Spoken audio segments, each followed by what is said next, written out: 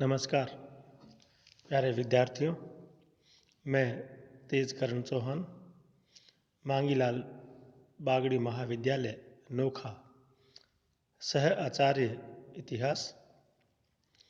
पिछले व्याख्यान में हमने 1857 की क्रांति के स्वरूप के बारे में चर्चा की थी। आज के इस व्याख्यान में हम 1857 की क्रांति की असफलता के कारणों के बारे में पढ़ेंगे। इस क्रांति की असफलता के पीछे कई सारे कारण विद्यमान थे, जिनमें स्थानीय देसी जमींदारों और सामंतों का पूर्ण रूप से सहयोग प्राप्त नहीं होना और भारतवर्ष के सभी नागरिक भी इस विद्रोह में सम्मिलित नहीं हुए। उन सब के अलावा एक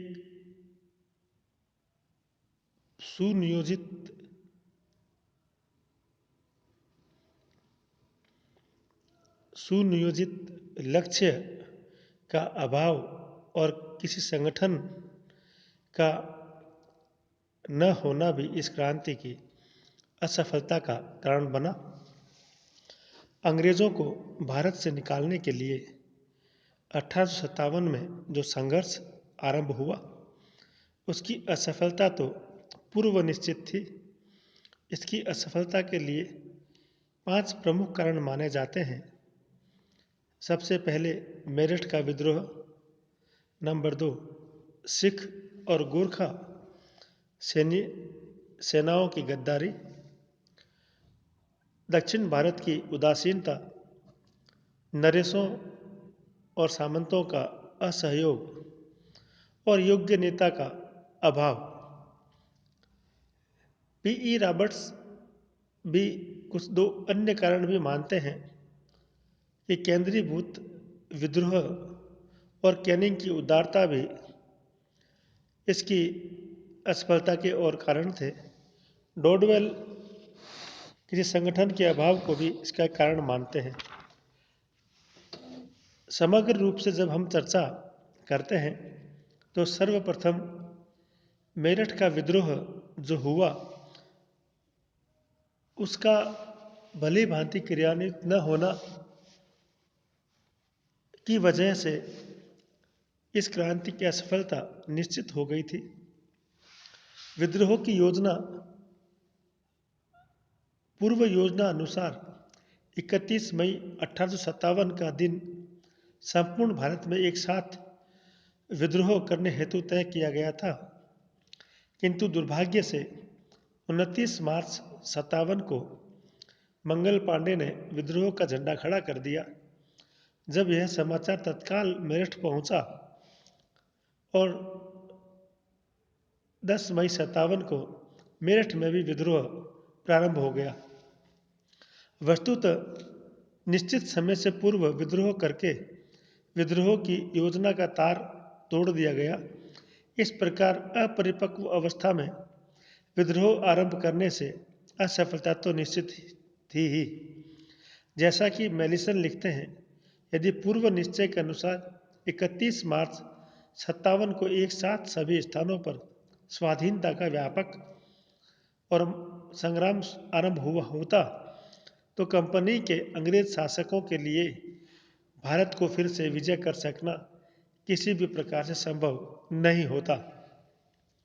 इसी प्रकार राजपूत, सिख और गोरखे जो अपनी वीरता के लिए विख्यात थे, कुछ इन्हें गिने स्थानों को छोड़कर राजपूतों ने विद्रोह के प्रति लगभग उदासीनता प्रदर्शित की।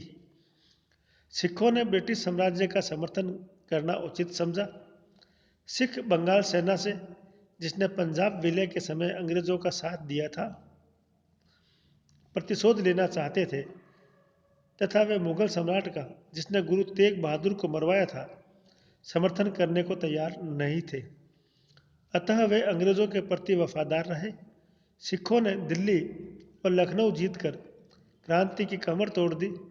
यदि पटियाला, नाभा और जिंद ने ठीक समय पर अंग्रेजों की मदद न की होती तो क्रांति का परिणाम अवश्य कुछ और होता। इसी प्रकार गोरखा सैनिकों ने भी अपने सेनापति जंग बहादुर की अधीनता में अवध पर आक्रमण कर अंग्रेजों की मदद की और भारतीयों से गद्दारी कर क्रांति को असफल बना दिया। इसी प्रकार क्रांति में योग्य नेताओं का अभाव भी असफलता का कारण बना। विद्रोह को ठीक तरह से संचालित करने वाला कोई योग्य नेता क्रांति के केंद्र में नहीं था। यद्यपि विद्रोहियों ने बूढ़े बहादुर शाह को अपना नेता अवश्य मान लिया था, लेकिन बूढ़े बहादुर शाह से सफल सैन्य संचालन और नेतृत्व की आशा करना ठीक नहीं था। इसके अलावा प्रमुख नेता नाना साहब चतुर अवश्य थे, किंतु वह सैन्य संचालन में निपुण नहीं थे। तांतिया टोपे का चरित्र उच्च था, किंतु उसमें सैनिक योग्यता नहीं थी। सर्वाधिक योग्य नेताओं में झांसी की रानी लक्ष्मीबाई और जगदीशपुर के जमींदार कुंवर सिंह ही थे। रानी लक्ष्मीबाई वीर होते हुए भी अनुभवहीन थी। कुंवर सिंह भी वीर था, लेकिन अब तक वह वृद्ध हो चुका था और सभी उसे नेता मानने को तैयार नहीं थे। केवल व्यक्तिगत साहस ही युद्ध में सफलता के लिए पर्याप्त नहीं हो सकता है। नाना साहब, लक्ष्मीबाई, कुंवर सिंह और बहादुर शाह मिलकर कार्य नहीं कर सके। इस प्रकार हम देखते हैं कि विद्रोह का कोई ऐसा योग्य नेता उभर कर सामने नहीं आ पाया जो सबको संगठित कर संघर्ष को सफलता के द्वार तक पहुंचा सकता था। इसी प्रकार देशी नरेशों और राजाओं का भी क्रांतिकारियों को पूर्णतः समर्थन प्राप्त नहीं हुआ। प्राय सभी भारतीय देशी नरेशों ने विद्रोह का दमन करने में अंग्रेजों का साथ दिया। सिंधिया के मंत्री दिनकर राव और निजाम के मंत्री सलार जंग ने अपने अपने राज्य में क्रांति को फैलने नहीं दिया। राजपूताना के नरेशों ने भी अंग्रेजों की भरपूर सहायता की। विद्रोह काल में स्वयं कैनिंग ने यह कहा कि यदि सिंधिया भी विद्रोह में सम्मिलित हो जाए तो मुझे कल ही बिस्तर गोल करना पड़ जाए। इसी प्रकार मैसूर का राजा, पंजाब में सिख सरदार, मराठे और पूर्वी बंगाल आदि के शासक भी लगभग शांत ही रहे। यदि वे सब मिलकर अंग्रेजों के विरुद्ध व्यूह रचना रचते तो अंग्रेजों को अपनी जान के लाले पड़ जाते। इसके अलावा जिन नरेशों ने, सामंतों ने क्रांतिकारी रुख अपनाया, वे भी अलग अलग अपने क्षेत्रों में अंग्रेजों से लड़ते रहे।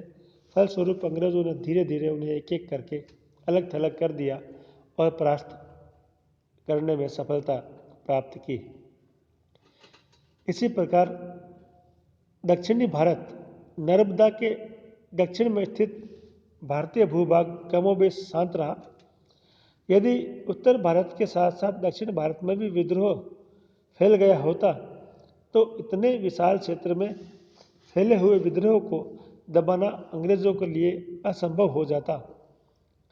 विद्रोह के प्रमुख केंद्र बिहार, अवध, रुहेलखंड, चंबल और नर्मदा के मध्य की भूमि और दिल्ली ही थे।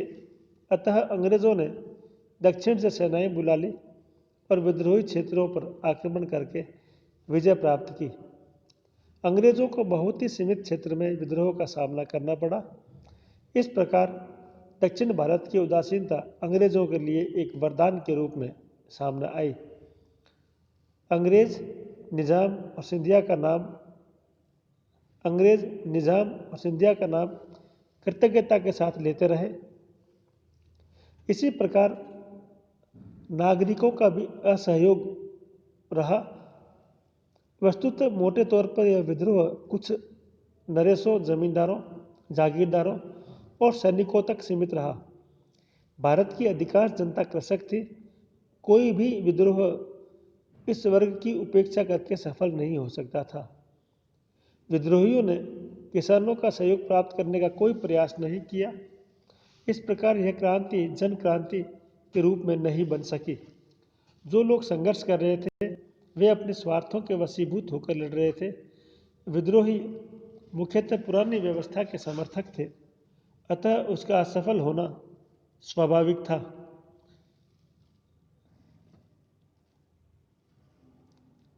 इसके अलावा विद्रोहियों ने लूटपाट मचाकर जनसाधारण की सहानुभूति भी खो दी।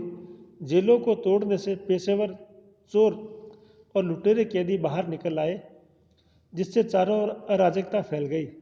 अतः अधिकांश जनता विद्रोहियों से नाराज हो गई और जो लोग संघर्ष कर रहे थे उनमें अंग्रेजों को परास्त करने की क्षमता नहीं थी। इस विप्लव के दो पहलू देखने को मिलते हैं। एक और तो इससे स्पष्ट हो रहा था कि भारत के ऊपरी शांत वातावरण के तले जन विद्रोह की विराट शक्तियां जन्म ले रही है।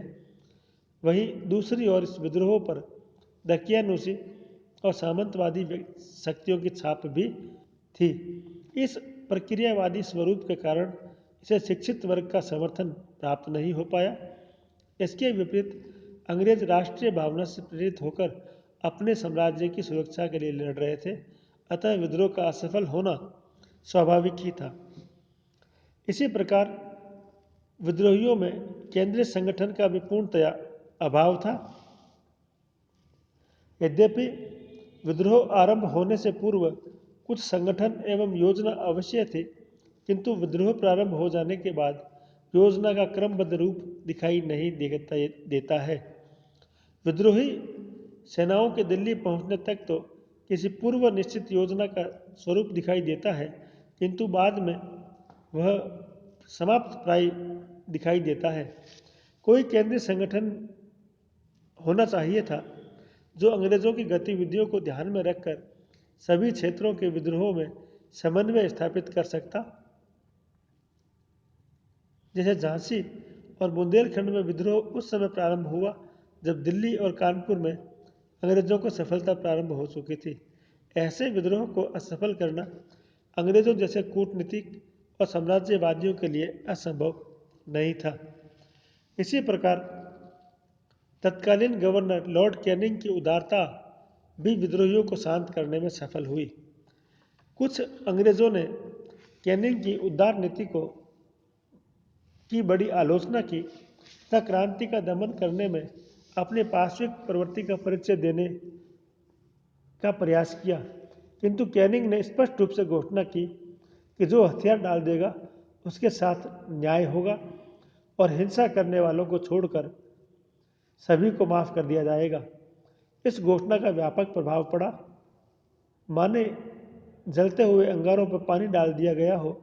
कैनिंग की इस उदार नीति से धीरे धीरे व्यवस्था पुनः स्थापित होने लगी और विद्रोही धीरे धीरे एक एक कर अंग्रेजों के आगे हथियार छोड़ने लगे। पी रॉबर्ट्स ने ठीक ही लिखा है कि उसकी नम्रता न केवल नैतिक रूप से विस्मयकारी थी, परंतु राजनीतिक रूप से भी औचित्यपूर्ण थी। इसी प्रकार किसी भी ठोस लक्ष्य का अभाव भी क्रांतिकारियों की असफलता का कारण बना। भारतीय सैनिकों ने चर्बी वाले कारतूसों से तथा अपनी असुविधाओं के कारण विद्रोह किया था, और वह भी पूर्व निश्चित समय से पहले। मुसलमान जहां मुगल सम्राट के प्राचीन गौरव को पुनर्जीवित करना चाहते थे, वहां हिंदू नाना साहब रानी लक्ष्मीबाई के नेतृत्व में हिंदू सर्वोच्चता की स्थापना चाहते थे। फलस्वरूप हिंदू मुसलमानों में साम्यता नहीं था, तालमेल नहीं था। संपूर्ण विद्रोह काल में अंग्रेज विरोधी भावना के अतिरिक्त कोई समान उद्देश्य या आदर्श नहीं था। अंग्रेजी शासन को समाप्त करने का अर्थ उन्होंने कुछ अंग्रेज अधिकारियों का समाप्त कर देना ही समझा। यही नहीं समझ पाए कि कुछ अंग्रेजों की हत्या करने से उन्हें समस्त अंग्रेजों को भारत से खदेड़ने का लक्ष्य प्राप्त नहीं किया जा सकता है। यह तथ्य ही उनकी असफलता के लिए उत्तरदायी था। इसी प्रकार अंग्रेजों के लिए परिस्थितियां भी अनुकूल होती चली गई। 1857 का विप्लव कुछ समय पूर्व हुआ होता तो अंग्रेजों को संभवतः भारत से भागना पड़ता। किंतु जिस समय विद्रोह आरंभ हुआ तब तक परिस्थितियां अंग्रेजों के अनुकूल हो गई थी। क्रीमिया का युद्ध इस समय तक समाप्त हो चुका था। भारत में देशी नरेश, सामंत और बुद्धिजीवी अंग्रेजों का समर्थन कर रहे थे। डलहौजी के सुधारों के परिणाम स्वरूप सेना के पास रसद आदि भेजने तो यातायात का अच्छा प्रबंध भी हो चुका था और सैनिक समाचार भेजने हेतु एक संचार व्यवस्था भी स्थापित की जा चुकी थी। इन परिस्थितियों में अंग्रेजों के लिए विद्रोह का दमन करना अत्यंत आसान हो गया था। इसके अलावा सीमित साधन भी विद्रोहियों की असफलता का कारण बने। विद्रोहियों के पास त्याग और बलिदान की भावना वाले सैनिक थे, किंतु उनका रण कौशल अंग्रेजों जैसा नहीं था। अंग्रेजों के पास यूरोपीय ढंग से प्रशिक्षित सैनिक थे जो रणनीति और कूटनीति में दक्ष थे, जबकि विद्रोही केवल मरना जानते थे, लड़ना नहीं। उन्हें आर्थिक असुविधाओं का भी सामना करना पड़ा, क्योंकि प्रारंभ में तो कुछ सेठों ने उन्हें सहायताएं दी, सरकारी खजाना लूटकर उन्होंने अपना काम चलाया, किंतु आगे चलकर विद्रोहियों को धन, रसद और हथियारों की कमी का सामना करना पड़ा। इसके विपरीत अंग्रेजों की सहायता के लिए अधिकांश भारतीय नरेश और पंजाब, बंगाल, मद्रास, बंबई आदि का भी राजस्व उपलब्ध था। इंग्लैंड से पर्याप्त सैन्य सामग्री भी उपलब्ध हो रही थी। इस प्रकार सीमित साधनों से क्रांति अधिक लंबे समय तक चलाई जानी संभव नहीं थी। इस प्रकार हम देखते हैं कि यद्यपि कुछ सैनिकों ने जनसाधारण के बीच के नागरिकों ने और कुछ असंतुष्ट सामंत और नरेश वर्गों ने अवश्य इस क्रांति की मशाल को जलाया, किंतु ऐसे सीमित साधनों के बूते पर लंबे समय तक ऐसी बड़ी साम्राज्यवादी ताकत के आगे संघर्ष को बनाए रखना अत्यंत दुष्कर कार्य था।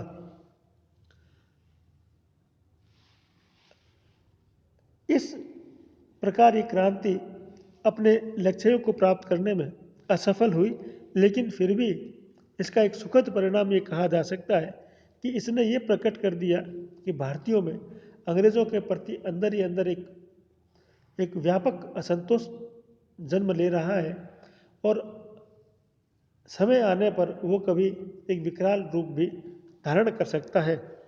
और इससे ये सिद्ध हो गया कि सभी भारतीयों के मन में अंग्रेजों के प्रति कहीं न कहीं रोष अवश्य व्याप्त है। इस क्रांति के क्या परिणाम रहे उसको हम अगले व्याख्यान के अंतर्गत लेंगे। इस व्याख्यान में आज हम इतनी ही चर्चा करेंगे। धन्यवाद। जय हिंद, जय भारत।